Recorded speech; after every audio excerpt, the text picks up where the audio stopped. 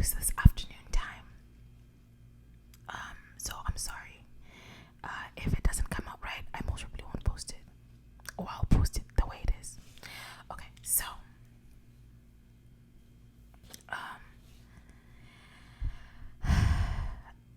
I did a part one, and I feel like, I don't know, I feel like some of my opinions with the part two reunion, they kind of got thrown in a loop. I'm not quite sure how I felt afterwards.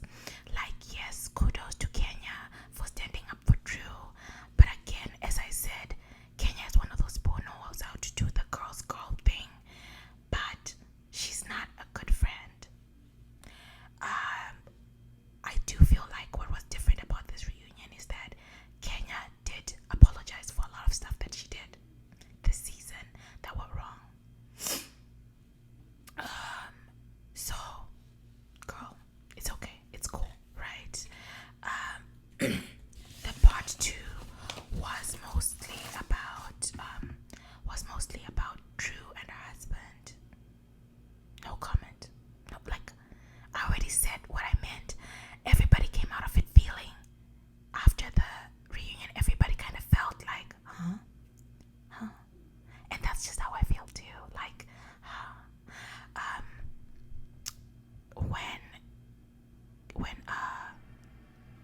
when Drew and Ralph were having their back and forth, you felt bad for Drew. Then Drew does a song and basically kind of serenades her ex, and also the way it was ended when they were asked, "Do you love?" When he was asked, "Do you love Drew?" He said yes. When she was asked, "Do you love, Ralph?" She said yes. So I don't know if they're gonna get a divorce. I don't know. I never know what's going on with those two for real. Although I have to say, I like Drew as a housewife. I do. It's crazy. It's chaotic. It's a mess. I enjoy it. What I want to talk about. What I want to talk about is, did you guys see Candy's speak on it that she did with Courtney, cousin Courtney? Candy. One thing about Candy is she's petty. She's Miss Petty, okay? She's Miss Pettykins. She's petty.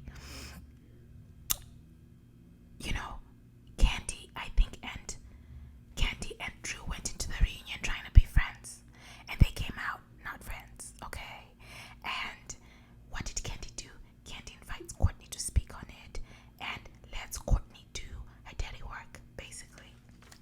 Candy goes, Courtney went in on Drew, tried to accuse Drew of like giving her sister alcohol when her sister has mental health issues, blah blah blah blah. It just came out wrong. Candy did not defend that. I don't, when you're watching shows and some people are not mental health advocates, Candy's not. She doesn't get it. She's never been there. And people like that, you can't make them get it. It's like people who are not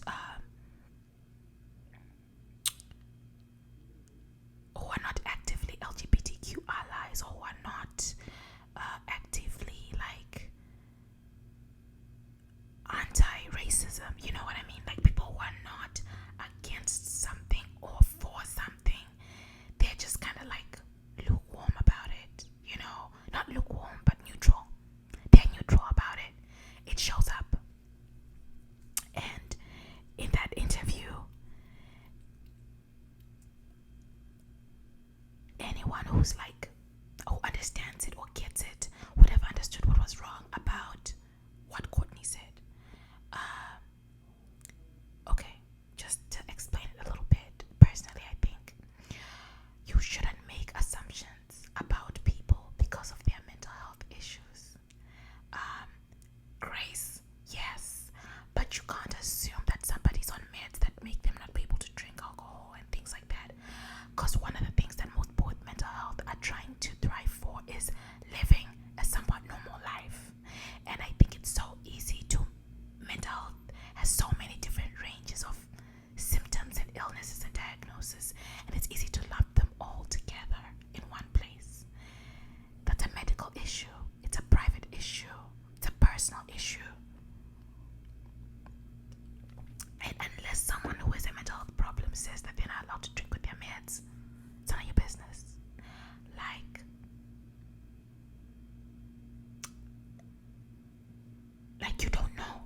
unless you know, you don't know. That's kind of the dynamic. Secondly, Courtney's comments about Drew's kid. Courtney, despicable. I didn't like Courtney. And then Maniera did a vlog and she dropped the tapes. She didn't tell us anything. It was boring. Anyway, all in all, the Real Housewives of Atlanta reunion was a smidge more interesting than the actual show.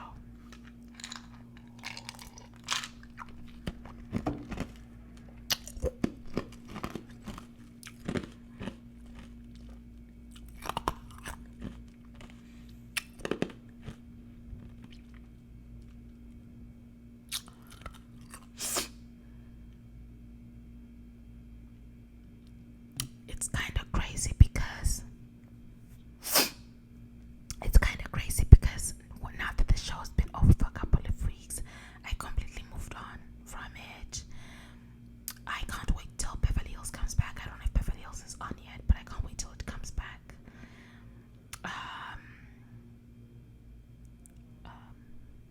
Find a pump, whatever. Nah, nothing.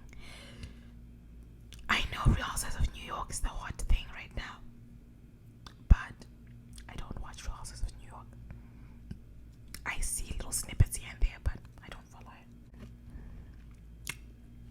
I'm trying to think of other pop culture things that happened that were a little bit interesting to me. Everybody's getting divorced. Jeannie Mai, Tiana Taylor, Joe Jonas, everybody's getting divorced, okay? It's been crazy. The Jeezy and Jeannie Mai, didn't see that coming. Joe Jonas and his wife, didn't see that coming. Tiana Taylor and her husband, I think Iman and Tiana, their individual life changes affected their relationship. He's no longer playing basketball. She's no longer making music like that. Problem. Jeannie Mai and Jeezy, I think it's a cultural difference issue. There's this video that I saw where Jeannie Mai was saying her mom moved in, her brother moved in.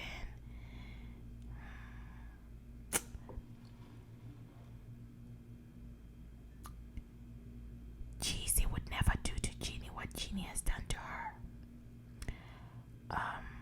I'm not African American, but I understand some cultural similarities and the decision making behind certain thoughts. For example, most communities around the world live in multi-generational homes, right? It's very normal, but it's not easy, and most successful black people don't like to do that much, you know. It's something that we do. I don't know why I said we, because I haven't made it yet, but hypothetically speaking, it's something that we would do if it's absolutely necessary. Does that make sense? Whereas in other cultures and communities, it's something that you do regardless, you know. Arab, Asian, Italian, you know, like, you live together. It's just normal. And some cultures are even more like, if you're the firstborn, you're going to have the parents live with you regardless. So I can see how there's a cultural conflict there, because maybe Jeezy's expectation was that there wouldn't be that many people involved in their day-to-day living. Secondly, Jeannie lives in LA. She's born in California, raised in California. She's lived in California. Jeezy's an Atlanta guy, he's a Georgia guy. So their families are actually in two different parts of the world, so in two different parts of the country. If you don't understand American distances, guys, East Coast, West Coast is 4 to 6 hours apart flying. So it's very, very far from each other. It's not a convenient situation. So I feel sorry. And I get it. And also, I can see how Jeezy Cheesy might not have taken to that. Secondly, I put the cultural differences up there, but they're actually the smallest issue. The biggest issue is that getting married is a huge life change. It's the ghetto. Getting married and being married is a huge life change. It's huge, and everything changes, and most people need some time to calibrate to that change. And then having kids is a huge life change, and most people need another, like, lots of time to calibrate to that.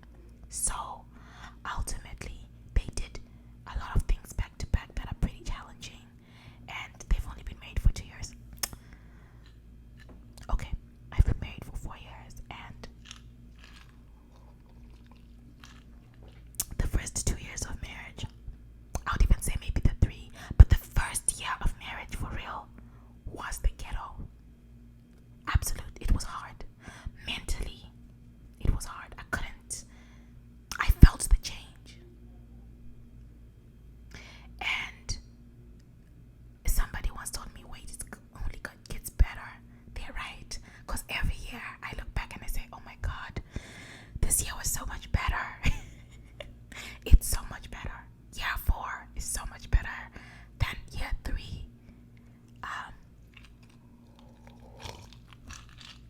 So I would say the first couple of years of marriage were actively negative. Like, it was actually challenging. But then these next 2 that I've experienced, marriage was not so much the problem. But there was nothing, it didn't feel positive. Now, this year has felt very positive. 2023 has felt very positive. For marriage, not for life. Life is still showing me flames, but marriage has been good. So I think that that's an issue. Joe and Sophie, I have no idea what is going on with them. Shame. Too bad. They've been together for a long time. They have kids, they have family. They have a very intertwined brand. And of course, the Taylor Swift. Okay, guys, I'll say this. I am sort of a Swiftie to some extent. And I loved Taylor in her early 20s. Taylor and I, age-wise, I think we're peers, right? I turned 30 this year, so I get Taylor a lot, but I'm like, girl, grow up. Girl, get over it and just grow up. Taylor's a girl's girl. So her hanging out with Sophie or being cool with Sophie Turner, how she gets caught up in these conversations is crazy. I think ultimately, and I don't think it's her fault, I think Taylor has had so much going on professionally in the last few years that she deserves attention for. Her still getting attention for her relationships. It's just so petty. Like, it's not like, keep her out of the group chat. Do you know what I mean? Like, it's not her fault. I don't know who to blame, whether it's the media, the fans, herself, whatever. I don't think it's her. She's busy, she's working. I just feel like there's no reason to involve her in this. She's growing up and she's no longer that little girl. I don't think she cares about what Joe Jonas. Okay, I don't